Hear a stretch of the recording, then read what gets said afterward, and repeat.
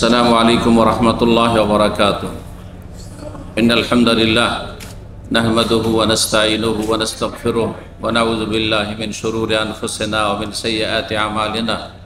من يهده الله فلا مضل له ومن يضلل فلا هادي له وأشهد أن لا إله إلا الله وحده لا شريك له وأشهد أن محمدا عبده ورسوله صلى الله تعالى عليه وعلى آله وصحبه وسلم تسليما كثيرا.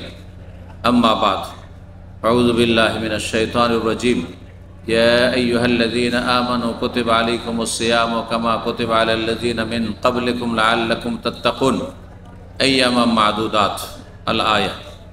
وقال الله تعالى شهر رمضان الذي أنزل فيه القرآن هدى للناس وبينات من الهدى والفرقان فمن شهد منكم الشهر فليصم. সম্মানিত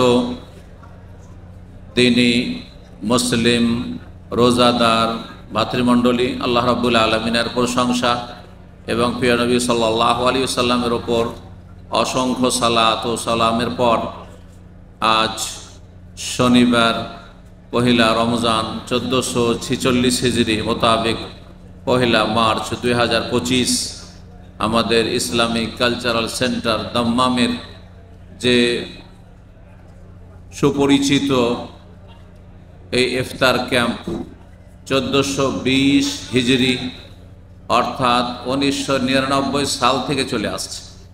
দীর্ঘ 1999 থেকে এই বছরে আমরা 2025-এ আছি, অর্থাৎ দীর্ঘ 26 বছর ধরে দাম্মামে একটি খুব সুপরিচিত এবং প্রসিদ্ধ ইফতার ক্যাম্প, বরং গোটা সৌদি আরবে এত বড় ইফতার আয়োজন এবং এইভাবে সুন্দরভাবে পরিচালিত প্রত্যেকটি ভাষার জন্য ভিন্ন ভিন্ন ইফতার ক্যাম্প এবং সেখানে দাওয়াতের ব্যবস্থা, দিনের কথা শোনার এবং শোনাবার সুব্যবস্থা, সেখানে সাউন্ড সিস্টেম সুন্দর, কোনো রকমের গোলযোগ ডিস্টার্ব নেই এবং সেখানে খুব শান্তভাবে শান্ত পরিবেশে সেখানে দিনও শিখা হয়, ইফতার করা হয়।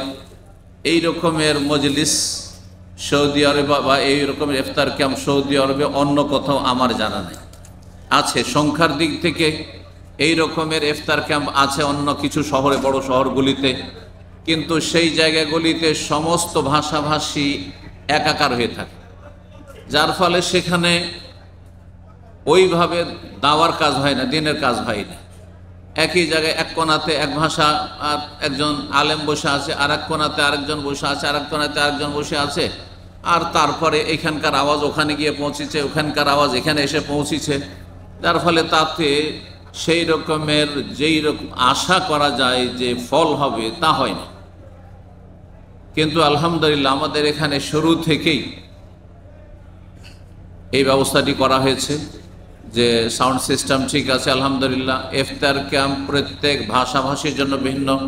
আপনারা হয়তো লক্ষ্য করেছেন আসার সময় আপনাদের ডানে বামে 7 ভাষায় ইফতার ক্যাম্প রয়েছে, 7 ভাষায়, আরবি ভাষা থেকে শুরু করে বাংলা, উর্দু, কেরালা, তামিল, ফিলিপাইনি, ইন্দোনেশি, এইসব ভাষায় এখানে আলহামদুলিল্লাহ আলোচনার ব্যবস্থা রয়েছে এবং প্রত্যেক ভাষার আলেম রয়েছেন এবং সবচাইতে বড় এবং সবচাইতে বেশি সংখ্যায় আমাদের বাংলা ভাষার ইফতার ক্যাম্প, বলুন আলহামদুলিল্লাহ।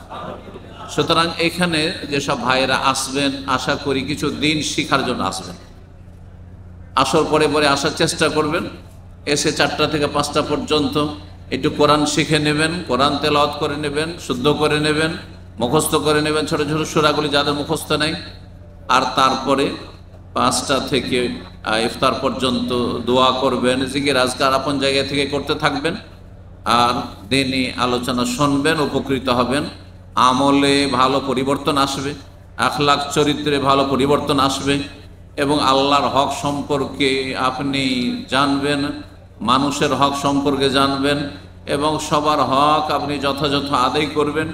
সেই তো ভালো মানুষ, যে প্রত্যেকের ন্যায্য অধিকার হক যথাযথ আদায় করে দেয়, সেই তো ভালো মানুষ। ভালো মানুষ হওয়ার জন্য খুব সহজ কথা, আপনার মালিক রবের হক আদায় করেন এবং আপনার চারপাশে যে সমস্ত মানুষরা বসবাস করছে, যে সমস্ত আল্লাহর মখলুক রয়েছে, তাদের হক আদায় করেন। এবং তাদের মধ্যে সবচেয়ে বেশি কাছের মানুষ আপনার পিতামাতা রব্বুল আলমিনের পরে রসুল্লাহ সাল্লাল্লাহু আলাইহি ওয়াসাল্লামের পরে আল্লাহর হক আদায় করেন, রসুলের হক আদায় করেন, বাপ মায়ের হক আদায় করেন, আত্মীয় স্বজনদের হক আদায় করেন, ছেলেমেয়ের হক আদায় করেন, আর স্ত্রীর হক আদায় করেন, স্বামীর হক আদায় করেন। এটি হচ্ছে ইসলাম। আর মুসলিম ভাই বোনদের হক আদায় করেন, দেশবাসীর হক আদায় করেন, প্রতিবেশী অমুসলিম রয়েছে তাদেরও কিছু হক রয়েছে, সেসব হক আদায় করেন। এই তো ইসলাম। জি, তো আল্লাহ রাব্বুল যেন ইসলামকে বোঝার তৌফিক দান করেন এবং আমাদেরকে হাসরের মাঠে আল্লাহ রাব্বুল যেন সম্মানিত করেন। আর লাঞ্ছিত অপদস্থ যারা জাহান্নামের দিকে যাদেরকে ঠেলে দেওয়া হবে, টেনে হেঁচড়ে নিয়ে যাওয়া হবে, ধাক্কা দিয়ে নিয়ে যাওয়া হবে, তাদের দলে আল্লাহ যেন শামিল না করেন। আল্লাহ রাব্বুল আলমিনের কাছে দোয়া করে এই রমজানুল মুবারক 1446 হিজরি মোতাবেক 2025-এ আল্লাহ আমাদেরকে যেন জান্নাতি হিসাবে কবুল করেন। বিশেষ করে যারা ইফতার ক্যাম্পে আমাদের সাথে আজকে হাজির হয়েছেন তাদের জন্য দোয়া করি। তাদের মধ্যে যারা ভালো মানুষ, মোটামুটি ফরজ ওয়াজিব আদায় করেছেন, 5 টাইম সালাত আদায় করছেন, আল্লাহ তাদের আরও বেশি তৌফিক দান করেন। আর যাদের 5 ওয়াক্ত নামাজে গাফিলতি আছে এখনো, আর আমাদের সাথে এখানে বসার সুযোগ হয়েছে, আল্লাহ তাদের জন্য পূর্ণ হেদায়েত নসিব করেন এবং সত্যিকারের মুসলিম আল্লাহর কাছে হওয়ার তৌফিক দান করেন। 5 ওয়াক্ত নামাজ আদায়ের মাধ্যমে, ফজরের সালাতের হেফাজতের মাধ্যমে। যেসব হারাম কাজ রয়েছে, যেসব হারাম কাজে বিভিন্ন মানুষরা বিভিন্ন হারাম কাজে জড়িত রয়েছেন, আল্লাহ সমস্ত হারাম কাজ থেকে আমাদেরকে কথা থেকে বেঁচে থাকার তৌফিক দান করেন, ভালো কথা ভালো কাজের তৌফিক দান করেন। আজকে প্রথম রমজানে আলোচনা করব আমরা একটি গুরুত্বপূর্ণ বিষয় নিয়ে, যেটি গোটা রমজানে কাজে আসবে। সেটা হচ্ছে যে রমজান মাস এসেছে, অন্য অন্য মাস যেমন আসে, কিন্তু রমজান মাস বাকি 11 মাসের মতো নয়। এই মাসের বেশ কিছু বৈশিষ্ট্য রয়েছে, গুণাবলী রয়েছে, যেগুলি আপনি অন্য কোনো সময়কালে মুহূর্তে পাবেন না। সুতরাং এই বৈশিষ্ট্যগুলি সম্পর্কে আমরা যত বেশি জানব, তত বেশি আমরা যখন দেখব যে এতে আমাদের ইহকাল পরকালে বহুমুখী লাভ রয়েছে, তখন আমরা কর্মজীবনে, আমলের জীবনে, ইসলামী জীবনে তৎপর হব, মেহনতি হব এবং অগ্রগামী হওয়ার চেষ্টা করব। সুতরাং আমি কয়েকটি পয়েন্ট আপনাদের সামনে আলোচনা করব। এই যে রমজান মাস শুরু হয়েছে, পহেলা রমজান শেষ হতে যাচ্ছে, প্রথম রোজা আমরা শেষ করতে যাচ্ছি। এই রমজান মাসকে আমরা, রমজান মাসের প্রতিটি মুহূর্তকে আমরা নেকির কাজে লাগাবো খুব বেশি বেশি। এর জন্য সহযোগী বিষয়গুলি কি হইতে পারে, আমাদের সাপোর্ট কি হইতে পারে, যেগুলি আমাদেরকে উৎসাহিত করবে, আমাদের মধ্যে উদ্যম উদ্দীপনা তৈরি করবে, আমাদের মধ্যে একটা ইন্টারেস্ট তৈরি করবে, মজা লাগবে। যত ভালো কাজ করবেন, যত আপনি ভালো কথা বলবেন, যত নেকি করবেন তত বেশি ভালো লাগবে, যত আমল করবেন তত বেশি ভালো লাগবে। কোন কোন দিকগুলি আমাদের মধ্যে থাকলে, অথবা আমরা আমাদের আপনার মস্তিষ্কে বসিয়ে রাখলে, আমাদের অন্তরে বসিয়ে রাখলে, আল্লাহ রাব্বুল যেন আমাদেরকে তৌফিক দান করেন। রমজান মাসের সিয়াম, রোজা আল্লাহ ফরজ করেছেন, এটি প্রত্যেক মুসলিমের জানা ফরজ। যেই ব্যক্তি কালিমা পড়েছে অথবা জন্মসূত্রে কালিমা লা ইলাহা ইল্লাল্লাহ পেয়েছে, মানে বাপ মা মুসলিম তাই আমি আপনি মুসলিম, সেই ব্যক্তির সাবালক হওয়ার আগেই জানা ফরজের রমজান মাসে রোজা তার উপরে ফরজ, নর হোক আর নারী। রমজান মাসের রোজাকে কেউ যদি অবহেলা করে, অস্বীকার করে, তুচ্ছ তাচ্ছিল্য করে, তাহলে সে মুসলিম নয়। রোজা রাখছেও না, আবার রোজাদারকে নিয়ে উপহাস করে, ঠাট্টা করে, অথবা রোজা রেখে কি হবে, এই ধরনের বিরূপ মন্তব্য করে, কুরুচিপূর্ণ কথা বলে, তাহলে সেই ব্যক্তি মুরতাদ, নিকৃষ্ট কাফের। ভালো করে শুনেন, আল্লাহ এমন কাফেরদের সাথে যেন কোনো মুসলিমের হাসর না করে, এরা মুরতাদ, ইসলাম বিমুখ। রমজানের রোজা বিশ্বাস করে যে ফরজ, কিন্তু পেট পূজার জন্য ঘন ঘন খেয়ে অভ্যাস, ঘন ঘন পান করে অভ্যাস, রোজা রাখে না।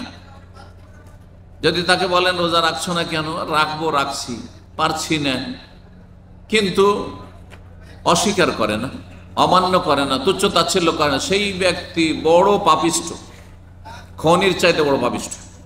কারণ ইসলামের 5টি খুঁটি অন্য অন্য কাবিরা গুনাহ থেকে বেঁচে থাকার চাইতে বেশি গুরুত্বপূর্ণ ফরজ কাজ।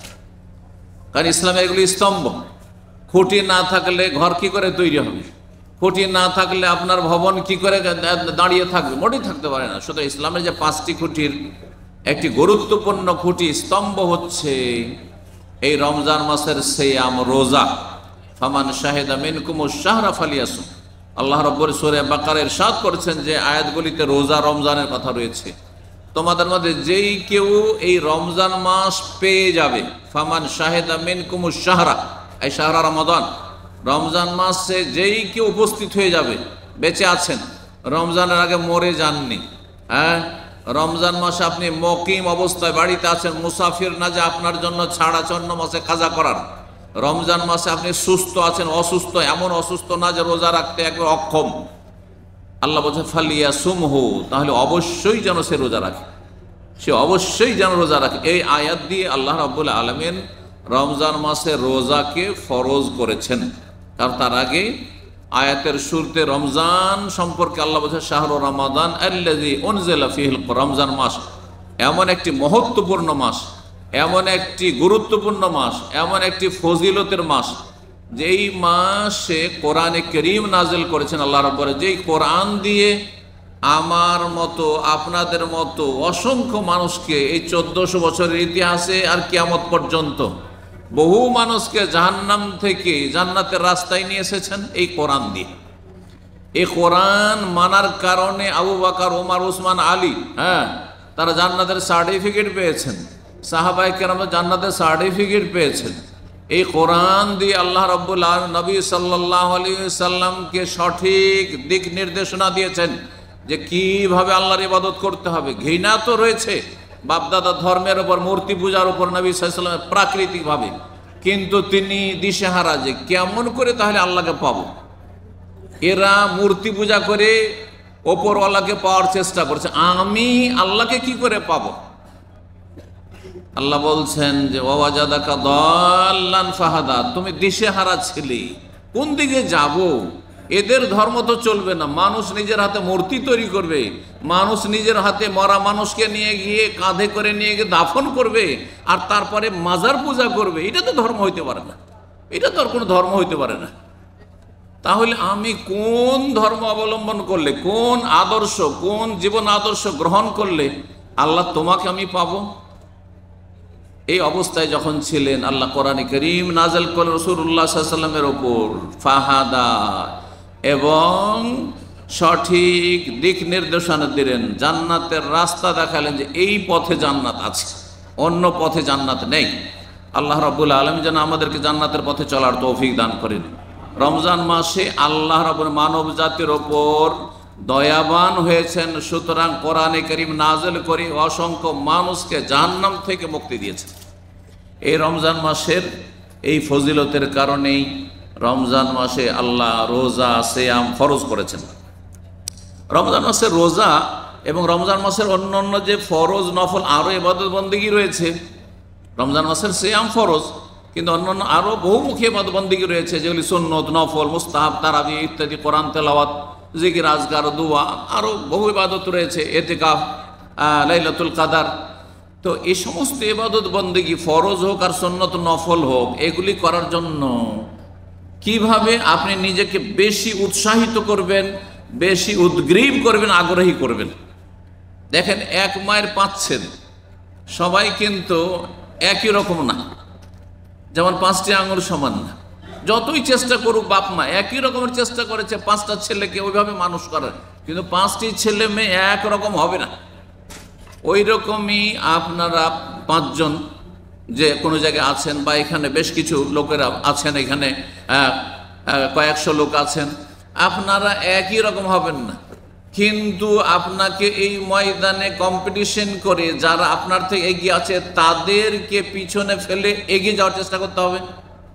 আর আপনি যদি পিছিয়ে থাকেন তো আগে হওয়ার চেষ্টা করতে হবে। এরকম পিছনে তা থাকলে হবে না। কখন মানুষ দৌড় দেয়? যখন কিছু আশা থাকে যে কিছু পাবো, এমনিতে মানুষ ঝাঁপ দেয় না। যদি আপনি জানতেন যে সৌদি আরবে ওই রকমই অবস্থা যেমন বাংলাদেশে অবস্থা, বাংলাদেশে যেমন ইনকাম সোর্স আমি দেখতে পাচ্ছি না, তেমন সৌদি আরবে নাই, তো কখনো আসতেন না সৌদি আরব, প্রবাসে আসতেন না। বাংলাদেশ চাইতে, আপনি জন্মভূমি চাইতে এখানে একটু ভালো মনে করেই এইদিকে আপনি দৌড় দিয়েছেন, টাকা পয়সা খরচ করেছেন, আর অনেক কষ্ট করে এখানে পৌঁছেছেন।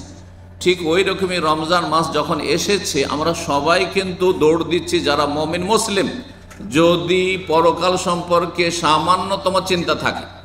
যারা পরকাল সম্পর্কে একেবারে গাফেল উদাসীন, তারা জন্মসূত্রে মুসলিম হইলে ওরা কোনো কাজের মুসলিম না, ওই সব ইসলাম দিয়ে কোনো কাজও হবে না।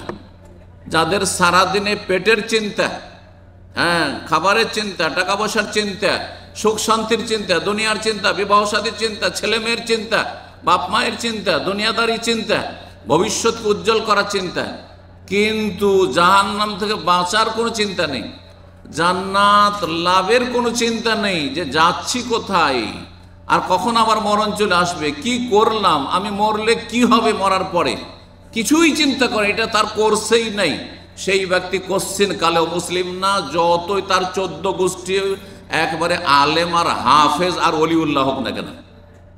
এইরকম জন্মসূত্রে ইসলাম কোনো কাজে আসবে না। ভালো করে শুনেন, তাহলে আপনাকে আখেরাত সম্পর্কে চিন্তাশীল হইতে হবে, যে আমার দুনিয়া 50-60 বছর, এর জন্য কত চিন্তা করছি, তাহলে চিরকাল যেখানে থাকতে হবে আখেরাতে, তার জন্য কতটা কি করছি আমি। এই চিন্তা যার যত বেশি থাকবে, সে তত বেশি অগ্রণী ভূমিকা পালন করবে আমলের ময়দানে, ইমানের ময়দানে। এই জন্য রমজান মাসের এই প্রতিটি মুহূর্তকে ভালো কাজে লাগাবার জন্য আপনার মধ্যে যে আপনি স্পিরিট বাড়াবেন, আপনার মধ্যে যে শক্তি এনার্জি বাড়াবেন, সবচাইতে গুরুত্বপূর্ণ যে বিষয়টি সেটা হচ্ছে এখলাস। এখলাস মানে হচ্ছে নিষ্ঠা, আল্লাহর জন্য আমি সব কাজ করছি। এখলাস মানে দুনিয়ার কোনো গরজে করছি না, কার জন্য করছি, আল্লাহর জন্য করছি, যিনি জান্নাতের মালিক, যিনি জাহান্নামের মালিক, যিনি হায়াতের মালিক, যিনি মৌতের মালিক, যিনি ইচ্ছা করলে আমাকে সব সময় সুস্থ রাখতে পারেন, যিনি ইচ্ছা করলে আমাকে দীর্ঘায়িত করতে পারেন, যিনি ইচ্ছা করলে এখনই আমাকে ধ্বংস করে দিতে, সারা বিশ্বকে ধ্বংস করে দিতে পারেন। কোন একটি কথা বলে সারা দুনিয়াকে ধ্বংস করে দিতে, সারা দুনিয়াকে করোনার যুগে আল্লাহ থামিয়ে দিয়েছিলেন, সারা দুনিয়ার সমস্ত যানবাহনকে আল্লাহ একবারে থামিয়ে দিয়েছিলেন, মরুভূমিতে এরোপ্লেন পার্কিং করে সরে পৌঁছে যাচ্ছিল। আল্লাহ সেই শক্তির নাম, যেই শক্তি দেখিয়ে দিয়েছে, জি আল্লাহ সব কিছুই করতে পারেন। ফাআলুল লিমা ইউরিদ ইয়াফআলুল্লাহু মা ইয়াশা, আল্লাহ যা চান তাই করতে তিনি সক্ষম, কিন্তু আমরা হচ্ছি অক্ষম। সুতরাং আল্লাহর জন্য আপনি সব কাজ করবেন। রোজা রাখবেন কার জন্য, আল্লাহর সন্তুষ্টির জন্য, যে আল্লাহর কাছে বিশাল আকারের পুরস্কার পাব, যেই পুরস্কার, যেই নেকি কোনো ফেরেশতা লিখবে না, স্বয়ং আল্লাহ দেবেন। এবং আপনি আখিরাতকে সুন্দর করার জন্য করবেন, দুনিয়ার কোনো গরজে না। রোজা রাখি কিসের জন্য, সামাজিকতার কারণে না, কোনো সামাজিকতা নাই। রোজা রাখছি আমার রুমে সবাই রাখে তাই পরম্পরা রোজা রাখছি, দেখা দেখে রাখছি তাও না, কারো ভয়ে রাখছি, মান সম্মানের জন্য রাখছি, চক্ষু লজ্জায় রাখছি, আজকে ইফতারি আছে সেই জন্য রাখছি, না না, মোটেই না। কাউকে খুশি করার জন্য না, কারো ভয় না, রবের ভয়ে, রবকে খুশি করার জন্য, আল্লাহ রাব্বুল আলামিনের জন্য। ইখলাস হচ্ছে যা কিছু করবেন আপনি সব আল্লাহর সন্তুষ্টির জন্য করবেন, যিনি আপনার আমার সমস্ত কিছুর মালিক। আল্লাহ রাব্বুল আলামিন এই শর্ত ইবাদতের ক্ষেত্রে মৌলিক শর্ত লাগে, যে কোনো ইবাদত কবুল হবে না যদি ইখলাস না থাকে। আপনি নামাজ পড়ছেন কিন্তু কিসের জন্য, বিবাহিত মানুষ নতুন বিয়ে করেছেন, শ্বশুর সাহেব এসেছেন সেই জন্য। রোজা রেখেছেন কিসের জন্য, আপনার বাড়িতে আমি মেহমান হয়েছি, আরে মেহমান ভালো মানুষ, এটা মেহমান আছে, রোজা না রাখলে হয়, আজকে তো রোজা রাখতে হবে, কিছুই পাবেন না আপনি, কারণ আপনি দুনিয়ার গরজে রেখেছেন আপনি। তো কোনো আমল কবুল হবে না, কোনো আমল কবুল হবে না ইখলাস না থাকলে, আল্লাহর সন্তুষ্টি, আল্লাহর জন্য নিষ্ঠা খুলুসিয়াত না থাকলে। কোরআনে কারীমে ইখলাস সম্পর্কে অনেক আয়াত রয়েছে। ওমা উমিরু ইল্লা লিয়াবুদুল্লাহ মুখলিসিনা লাহুদ্দিনা হুনাফা। আল্লাহ রাব্বুল আলামিন বলছেন সমস্ত মানব জাতিকে একমাত্র নির্দেশ দেওয়া হয়েছে যে তারা আল্লাহর ইবাদত বন্দেগী করবে। আর গুরুত্বপূর্ণ ইবাদত হচ্ছে রোজা, সিয়াম। তার চাইতে গুরুত্বপূর্ণ ইবাদত 5 ওয়াক্ত সালাত, নামাজ। গুরুত্বপূর্ণ ইবাদত হচ্ছে আপনার পয়সার যাকাত। আপনি জেনে নেব সেই জন্য যাকাত দিতে হবে না, রব জানছেন যে আপনার কাছে কত টাকা আছে, যাকাত দিতে হবে। এই ইখলাসের সাথে ইবাদত বন্দেগী করতে হবে। এই হচ্ছে সমস্ত মানব জাতিকে আল্লাহর নির্দেশ, ফরমান। মুখলিসিন লাহুদ্দিন, তার জন্য আনুগত্যকে নিখুঁত নির্ভেজাল করে। আর এটি হচ্ছে ওয়াজালিকা দীনুল কাইয়্যিমা, এটি হচ্ছে ইকামতের দিন। আল্লাহ বলছেন যে আল্লাহর জন্যই করবে যে কোনো ভালো কাজ, এইটাই হচ্ছে ইকামতের দিন। শিরক মুক্ত জীবনযাপন, এটাই হচ্ছে ইকামতের দিন। ইকামতের দিন মানে রাজ দরবার দখল করা নয়, রাজভবন দখল করা নয়। ইকামতের দিন মানে আপনার সুপ্রিম কোর্ট দখল করা নয়। ইকামতের দিন মানে আপনার পার্লামেন্ট দখল করা, সেখানে কয়েকটা সিট বরাদ্দ করা নয়। এগুলি ভুল ব্যাখ্যা করে মানুষকে, ইসলামকে পুঁজি করে মানুষের ধর্মীয় আবেগ নিয়ে খেলা করে জাতিকে বিভ্রান্ত করা হয়েছে, কখনো না। কিন্তু যখন আপনি সত্যিকারের ইকামতের দিন মানে আল্লাহর জন্য কাজ করবেন, আপনি পরকালে আল্লাহর কাছে কিছু পাবেন এই জন্য কাজ করবেন, তখন দুনিয়াতেও বহু নিয়ামত দিয়ে আল্লাহ আপনাকে সম্মানিত করবেন, সুখ দেবেন, পারিবারিক, শারীরিক, মানসিক। হ্যাঁ, আর তার সাথে রাষ্ট্রীয় ক্ষমতা যেমন খোলাফে রাশেদিন আবু বকর, ওমর, ওসমান, আলীকে দিয়েছিলেন, তেমনই আল্লাহ দিবেন। যেমন আল্লাহ মোগলদেরকে দিয়েছিলেন, যেমন শেরশাহ সুরিকে দিয়েছিলেন, ভারত ও মহাদেশ 700-800 বছর ধরে মুসলিম শাসকদের দিয়েছিলেন, ওই রকমই দেবেন। আর এদিকে শিরক করতেই থাকবেন, মাজার পূজা করতেই থাকবেন, পীর পূজা করতেই থাকবেন, আর এদিকে বেদাতি কর্মকাণ্ডে জড়িত থাকবেন, নামাজ পড়বে, নামাজি হয়েই থাকবেন 95% জন। আর বলবেন যে ব্যাস, হ্যাঁ আমাদেরকে শুধু ক্ষমতাটা ছেড়ে দাও, ক্ষমতা। এই ক্ষমতা দিয়ে পেট পূজা ছাড়া কিছু হবে না। আর পেট পূজা করতে গিয়ে 2-4-10 বছর পূজা করার পরে অন্যেরা পেট পূজার যখন সুযোগ পাবে, তখন আপনাদের অবস্থার 12টা বাজিয়ে দিবে। কথা বুঝতে পারছেন না? এক জালেম দিয়ে আর এক জালেমকে আল্লাহ পিটিয়ে নেবেন। এটি হচ্ছে সুন্নাতুল্লাহ, এটি আল্লাহর নীতিমালা। জি, জালেমকে 2-4-10 বছর সুযোগ দেবেন, তারপর ওই জালেমকে এমনভাবে প্রতিহত করবেন, নির্মূল করবেন, আরেক জালেমকে তাদের উপর চাপিয়ে দেবেন। এটি হচ্ছে দুনিয়ার নীতিমালা, রব্বুল আলামিন আল্লাহর কায়দা কানুন। এর ব্যতিক্রম কিছু হবে না। সুতরাং ফিরে আসেন ইসলামের দিকে, আল্লাহ যেন ফিরে আসার তৌফিক দান করেন। রমজান মাসের প্রতিটি মুহূর্তকে ভালো কাজে লাগাবার জন্য নিজেকে যে উৎসাহিত করবেন, এর জন্য আর একটি পয়েন্ট হচ্ছে যে রমজান মাস আসলে আপনি আনন্দ বোধ করবেন, খুশি বোধ করবেন, খুশি হবেন।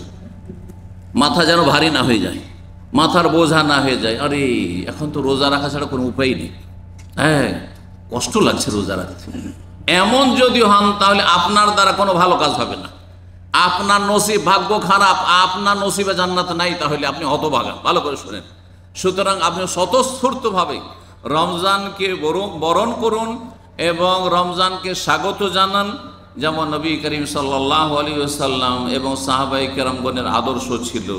মুসনাদ আহমদে, সুনান নাসাইতে হাদিস রয়েছে যে যখন রমজান মাসের আগমন হইতো, রমজান মাস শুরু হইতো, তখন রাসূলুল্লাহ সাহাবায়ে কেরামদেরকে এরকম বসিয়ে মসজিদে নববীতে কানা ইউবাশশিরু আসহাবাহু, কানা রাসূলুল্লাহ ইউবাশশিরু আসহাবাহু, তার সাথী সঙ্গীদেরকে সুসংবাদ দিতেন যে কাদ আতাকুম রমজান, রমজান মাস এসে গেছে। কারণ তখনকার মানুষরা লেখাপড়া জানতো না, তখন মানুষরা খবরই রাখতো না যে কখন শাবানের কয়দিন গেল আর কয়দিন বাকি আছে। এখন তো মাশাআল্লাহ শিক্ষার হার বেড়েছে, তখন শতকরা 1-2জনও লেখাপড়া জানতো না। উম্মিহীন তাদেরকে আল্লাহ কোরআনে কারিমে বলেছেন, তারা নিরক্ষর জাতি ছিল, সেই জাতিতে আল্লাহ রাসূল পাঠিয়ে। সুতরাং নবী সাল্লাল্লাহু আলাইহি ওয়াসাল্লাম তাদেরকে জানাতেন যে রমজান শুরু হতে যাচ্ছে, সুসংবাদ দিতেন, নিজে খুশি হতেন, সাহাবায়ে কেরামদেরকে খুশি করতেন এবং বলতেন যে শাহরুল মুবারক, সেটি হচ্ছে বরকতের মাস। কে বরকত চাই না? বরকত না থাকলে আপনার বেতন দিয়ে আর ব্যবসা দিয়ে কখনো সুখ শান্তি পাবেন না আপনি। আপনার দুনিয়ার কোনো ক্ষমতা দিয়ে সুখ শান্তি পাবেন না। বরকত প্রত্যেক জীবনের প্রতিটি ক্ষেত্রে আপনার বরকত লাগবে। আপনার মানসিক অবস্থায় আল্লাহর বরকত লাগবে, শারীরিক অবস্থায় আল্লাহর বরকত লাগবে যে রোগমুক্ত থাকবেন আপনি, পারিবারিক বরকত লাগবে যে স্ত্রী ছেলে মেয়েকে নিয়ে সুখে শান্তিতে কলহমুক্ত থাকবেন আপনি, আর সামাজিক আপনার বরকত লাগবে যে সমাজে আপনি নিরাপদ চলাফেরা করতে পারবেন আপনি, অর্থে ধন সম্পদে রুজি রোজগারে বরকত লাগবে যে রুজিতে অভাব হবে না, না হলে ওই ছিঁড়া পকেটের মতো টাকা মেলা ইনকাম হচ্ছে কিন্তু সংসার চালাতে হিমশিম খাচ্ছেন আর একটা পয়সাও জমাতে পারলেন না। বহু লোক লক্ষ লক্ষ রিয়াল এখানে ইনকাম করেছেন কিন্তু তাদের জীবনে আল্লাহ বরকত দেননি, তাদের বিভিন্ন পাপের কারণে, যার ফলে তাদের জীবনে কোনো শান্তি নেই, বরকত নেই। 20 বছর 25 বছর চাকরি করে খালি হাতে এখান থেকে ধাক্কা খেতে দেশে গেছে, সেই একই অবস্থা। কিন্তু অনেক মানুষ রয়েছে যে 500-700 টাকা বেতনে এসেছে কিন্তু আল্লাহ তাদের অন্তকরণ জানেন, তাদের নিয়তের খলুসিয়াতের কথা জানেন, তাদের সততার কথা জানেন, তাদের আমানতের কথা জানেন, তাদের ভালো চরিত্রের কথা, ঈমান আমলের কথা জানেন, আল্লাহ দিকে আগ্রহী, আল্লাহমুখী, সেই জন্য আল্লাহ তাদের জীবনে বরকত দিয়েছেন। তো এই বরকত হাসিল করতে হইলে বিভিন্ন যেসব বিষয়ে বরকত রয়েছে, যেসব বস্তুতে বরকত রয়েছে, সময়ে বরকত রয়েছে, স্থান কিছু কিছু স্থানে বরকত রয়েছে, ওই রকমই রমজান মাস একটি সময়কাল, যেই সময়কে নবী সাল্লাল্লাহু আলাইহি ওয়াসাল্লাম বলছেন শাহরুল মুবারক, এ হচ্ছে বরকতের মাস।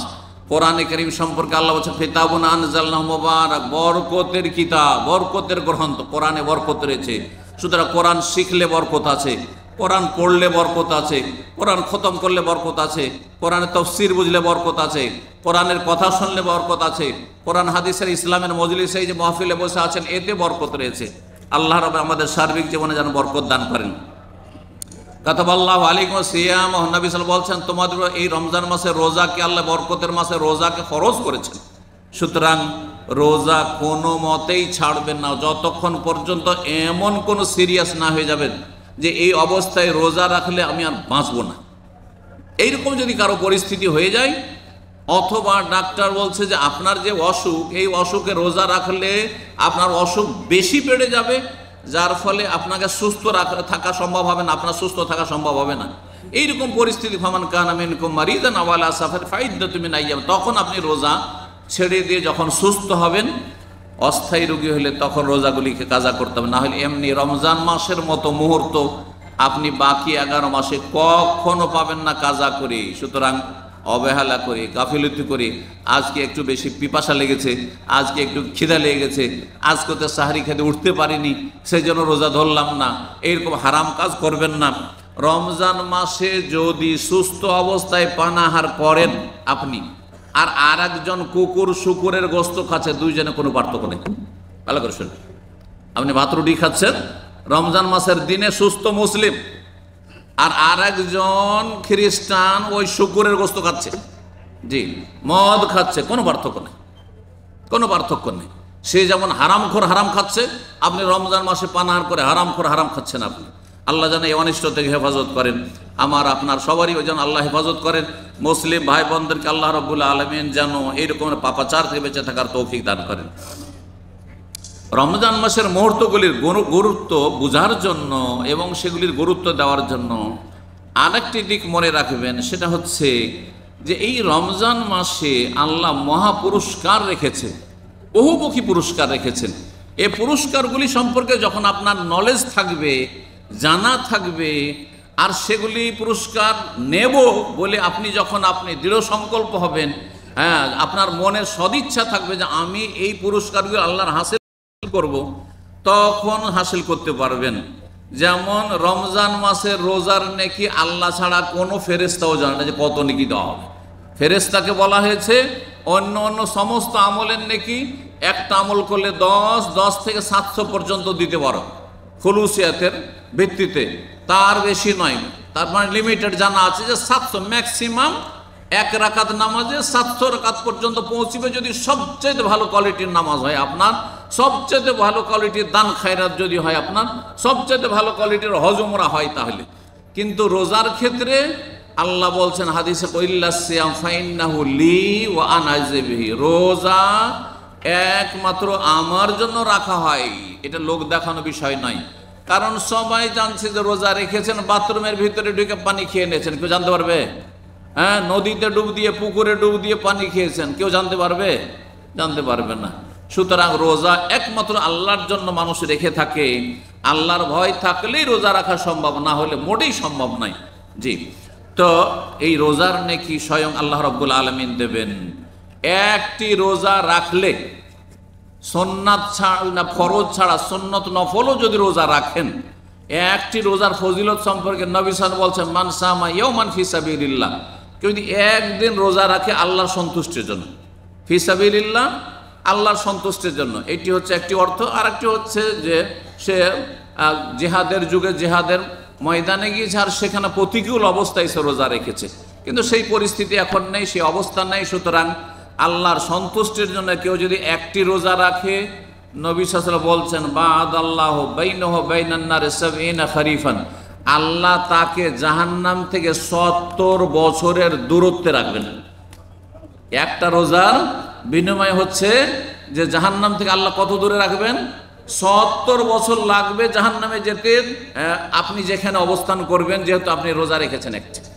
তাহলে একটি রোজার এই যদি ফজিলত হয়, তাহলে সবগুলি রোজা। তার মানে এই নয় যে রমজানের একটা রোজা রেখে বাস এই ফজিলত পাবেন, না, আগে ফরজটা ঠিক রেখে অতিরিক্ত নফলের এগুলো ফজিলত রয়েছে। ফরজের ক্ষেত্রে কোনো ঘাটতি নেই, নফলের যে অতিরিক্ত ফজিলতগুলি রয়েছে এগুলি হচ্ছে অ্যাডিশনাল সাবজেক্টের মতো।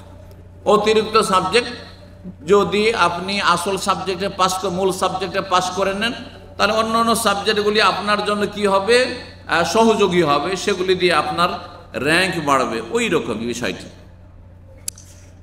রমজান মাসে রোজা রাখলে এই রোজা আপনার আমার জন্য সুপারিশ করবে, যে রোজাদার তার জন্য রোজা হাসর মাঠে সুপারিশ করবে।